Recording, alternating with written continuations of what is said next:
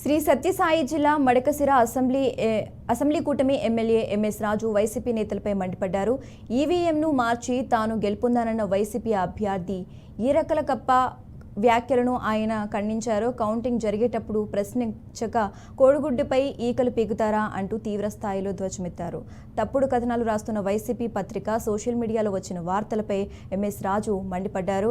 అన్యాయం జరిగితే కోర్టుకు వెళ్లాలని, ఆత్మగౌరవాన్ని కించపరిచేలా మాట్లాడితే సహించబోమని ఆయన హెచ్చరించారు.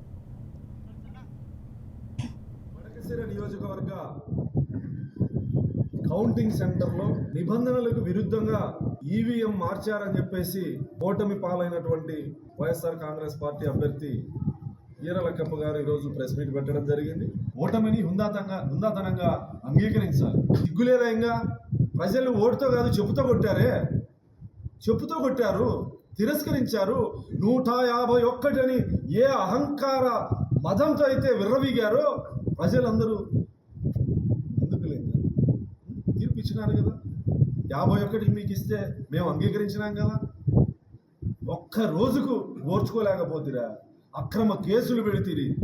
ప్రజలు నమ్మక నా పార్టీ నాయకులు, కార్యకర్తలు ఒక కుటుంబ సభ్యుడిగా నా విజయాన్ని భుజస్కంధాల మీద వేసుకొని గెలిపిస్తే ఓర్చుకోలేకపోతా ఉన్నారా?